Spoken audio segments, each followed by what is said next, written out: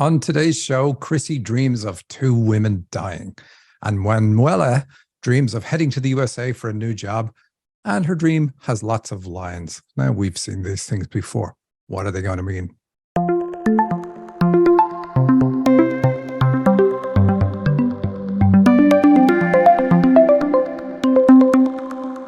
Welcome to the Dream Interpretation Podcast with Michael and Sandy. Hello, everybody, and happy holidays. Yeah, this is the day after Christmas, so I hope you had a great Christmas, and I hope your New Year is going to be terrific. This show, of course, is about us eavesdropping on the very personal communication between the spirit world and you on your journey while you're here in the physical world.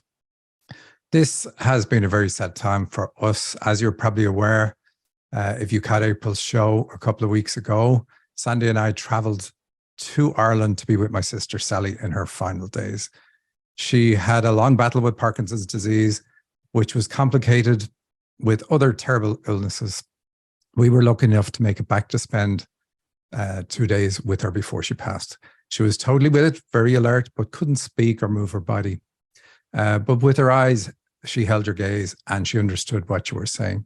Being able to see spirits and channel is a massive asset in these times. When we first arrived at the hospital, her private room was filled with spirits, so many that they blurred together, and the love you could feel in the room was palpable. It was like a very sacred space. The respect and love shown for her from the spirit world was definitely there to behold. They showed up to claim her. This was not surprising. Sally, like me, had worked in the spiritual field for decades. It was Sally who secretly organized my first dream class at her house, done in secret because I would have stopped her if I knew. All I had to do was show up and do the class and teach about dreams using the slides I'd created for my mentor. It never occurred to me that I could still say no. I had too much respect for Sally to do that. She had done a lot of work to organize the group, and it was all for my benefit after all. That 6-week class was terrific and got me over my fear of sharing my passion for dreams publicly, and I'm forever grateful to Sally for that. As is the custom in Ireland, when someone arrives newly to the hospital during a vigil, the family gives them space to visit in private. Sitting in her hospital room, I asked the spirits if she was in pain. No. Can she hear us clearly? Yes. Does she understand what we are saying to her? Everything. What's going on? Why so many spirits here? Well, we are making her transition the lightest it could possibly be. She is aware of all of us and chooses to transition. She is embracing it without fear. She is as much with us now as she is with you. When she leaves her body, it will be such a light touch, she will hardly notice it.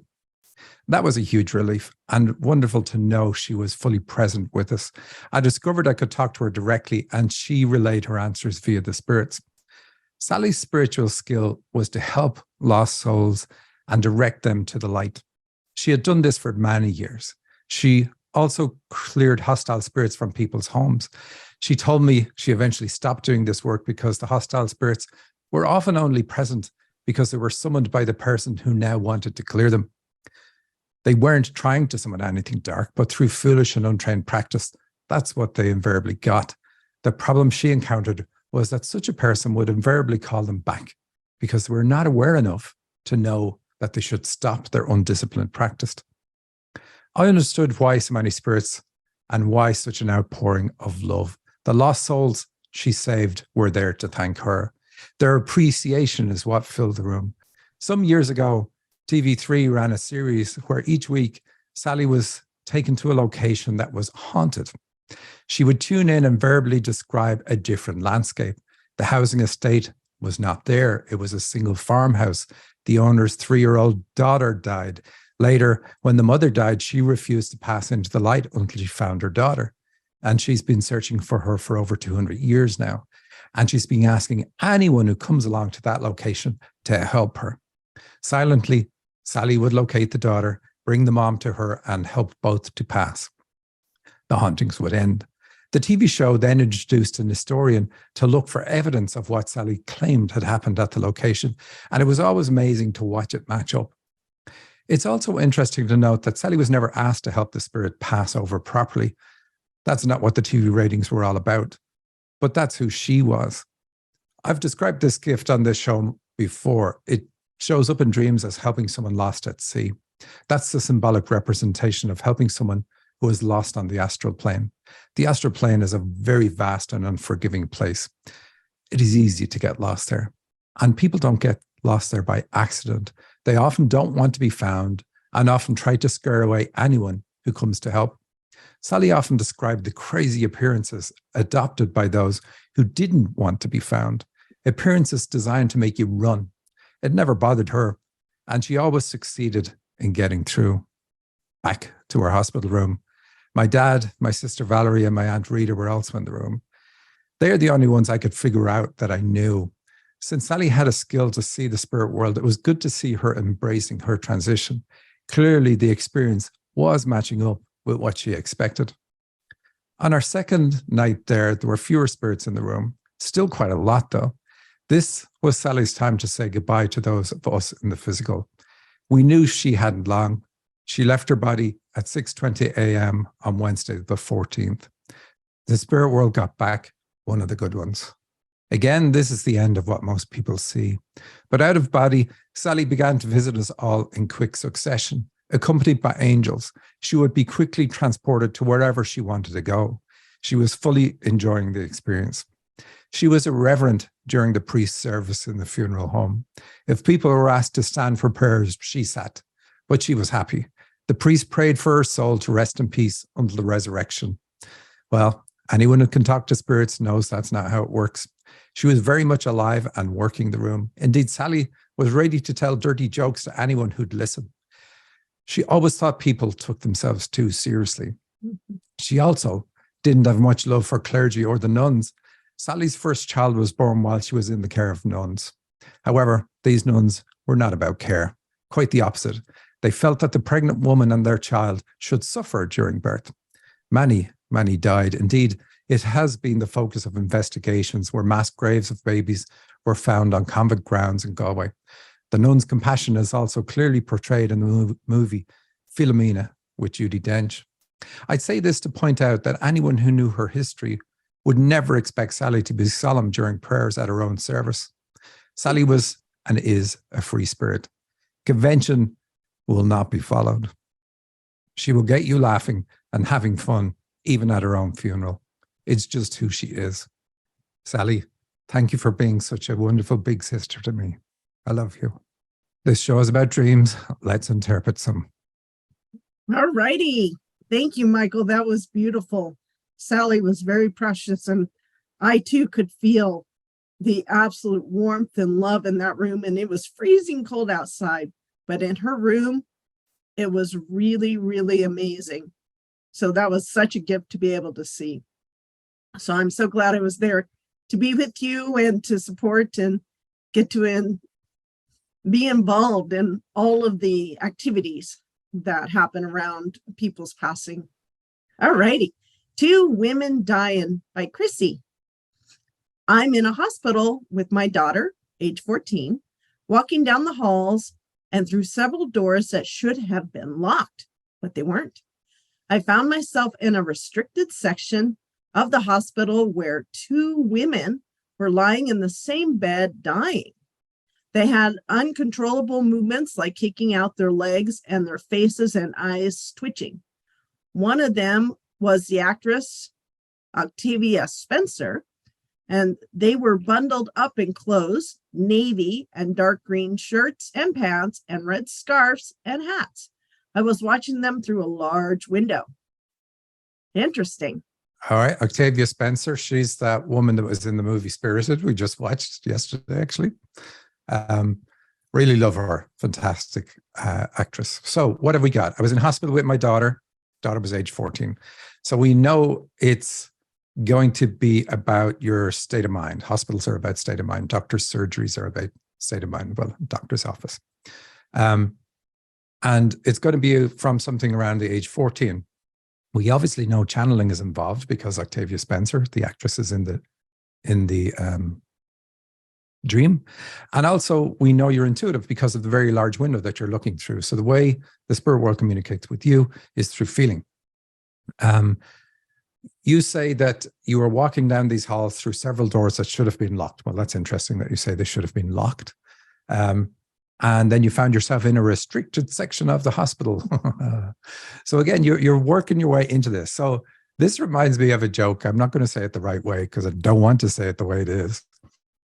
Two 14-year-old boys are having a sleepover, and one says to the other, let's have a pillow fight. And if it's two 14-year-old girls, it'll be, hey, let's summon spirits. That's the difference in the mentality. So I suspect that's the way you were when you were 14, not about let's summon spirits, but you were very aware of the spirit world and the fact that you could communicate with it.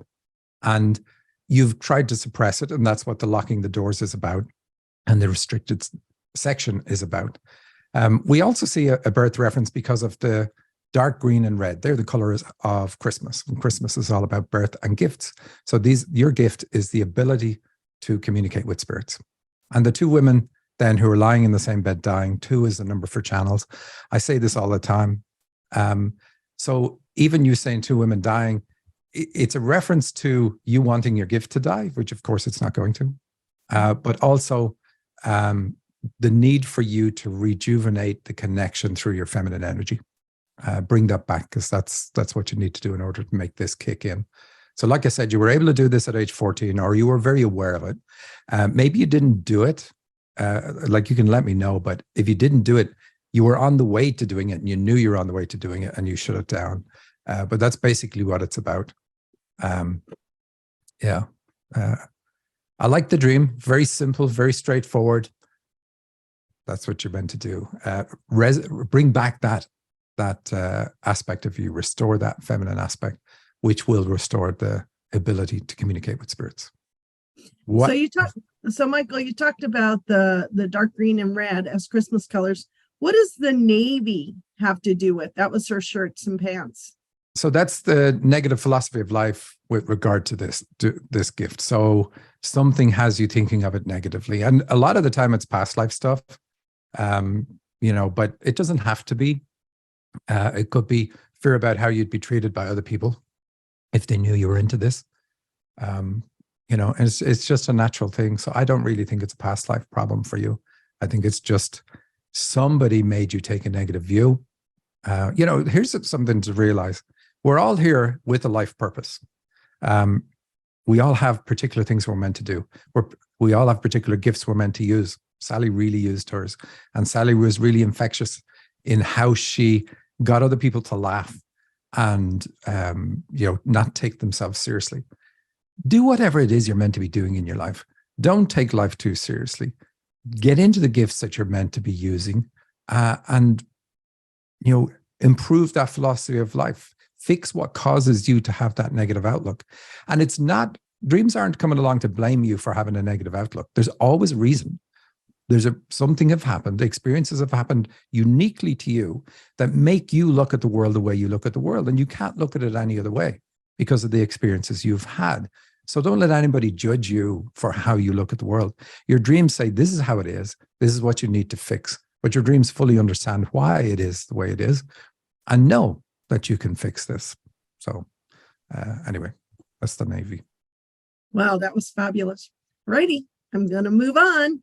Good. Our next one is New Job, titled New Job, Business Trip with Lions and Michael Sheridan. Oh, this will be fun. I had heard about a new job project. One was to do clerical work for an elderly man and travel somehow. I have to say, I don't have a job right now. I only heard half of it.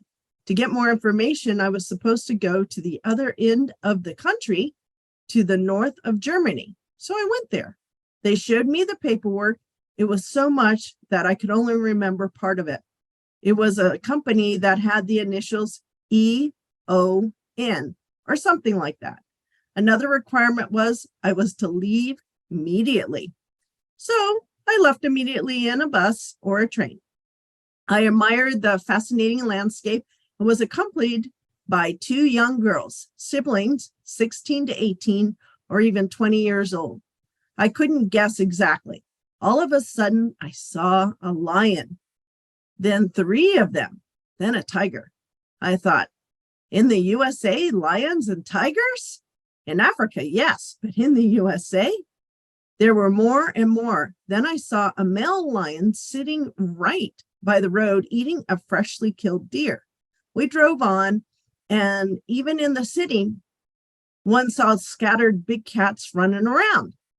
Then it struck me, I hadn't seen any people the whole trip. I was in a house with the girls and a man who looked like Michael Sheridan.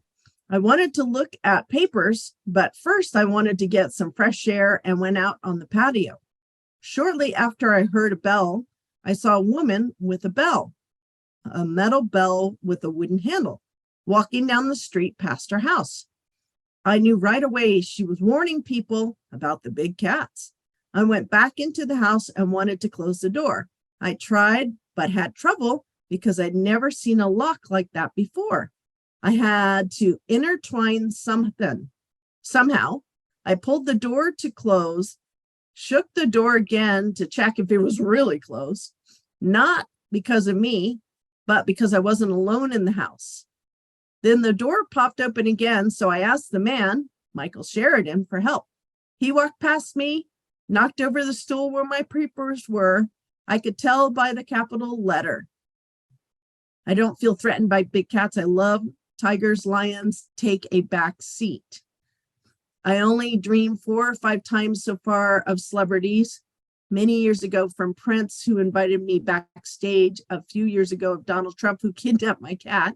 And now, shortly after that, of you, who is interpreting my dreams, which I find interesting.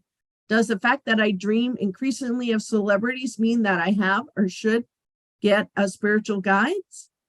Okay, well, it's kind of a longish dream. So let's take the last bit first. Celebrities in your dreams do represent guides, but you already have guides. I checked, I channeled. So you don't need to get some, you already have them. But let's look at who you did dream of recently. You dreamt of Prince. Well, Prince is going to be about spiritual leadership. Prince is a singer, is also going to be about channeling. So you're a channel. But we take the word Prince. A Prince is kind of like a future leader, let's say, because they're not the king yet. So you have the potential to be a spiritual leader, and that's what your dreams are asking you to do. Donald Trump is definitely about spiritual leadership. And again, it depends on what you think about Donald Trump. It doesn't matter what the rest of the world thinks.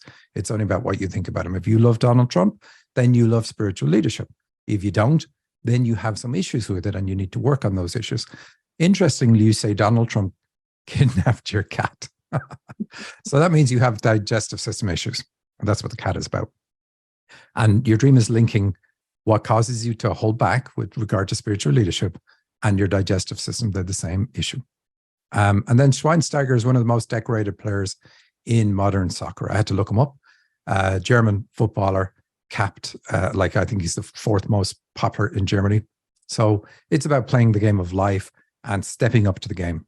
And that's what all those pieces are about you doing. So Sandy, let's read the first little piece and then we'll break it down bit by bit. All righty. I heard about a new job project. One was to do clerical work for an elderly man and travel somehow. I have to say, I don't have a job right now. I only heard half of it. To get more information, I was supposed to go to the other end of the country, to the north of Germany. So I went there. They showed me paperwork. It was so much that I could only remember part of it. It was a company that had initials EON or something like that. Another requirement was I was to leave immediately. Cool. All right. So the first part is easy. Heard about a new job project. So you are being asked to take on something new, clearly. It's not going to be a conventional job. We already know that from your other dreams, but from what we've already read through, the read through on this. We expect it's going to be about leadership based on what we've just covered, and it is indeed. It's not going to be clerical work, which is like administrative paperwork, but interestingly, a cleric is a spiritual leader, such as a priest, and it is going to be about that. That type of clerical work would actually fit. Right now, you have difficulty remembering what you came here to do because you only heard half of it in one case, and you couldn't remember part of it in another case. You're working on remembering who you are and why you're here and what you're meant to be doing. And that's what this first part is about. And the new project is what you're meant to be working on. Being told to leave immediately and then acting on that is super, super, super good in a dream. So what's the next bit? So I left immediately in a bus or train. I admired the fascinating landscape and was accompanied by two young girls, siblings, 16 to 18 or even 20 years old. I couldn't guess exactly. All of a sudden, I saw a lion and then three of them, and then a tiger. I thought, in the USA, lions and tigers? In Africa, yes, but in the USA, there were more and more. Then I saw a male lion sitting right by the road eating a freshly killed deer. We drove on, and even in the city, one saw scattered big cats running around. Then it struck me. I hadn't seen any people on the whole trip. We see the digestive system being brought up because of the train, also because of the big cats, and the big cats eat and kill. Like, there's no question about that. The tiger makes this a career dream because of the colors black and orange. And the lions say that you are a spiritual leader, exactly what we expected. But lions take a back seat for you. That's what you told us after the dream. So you're not a big fan of this gift. We also see a clue by the fact that the lion is eating a deer. This means someone in your life who held a position of leadership over you was a predator. And this has turned you off.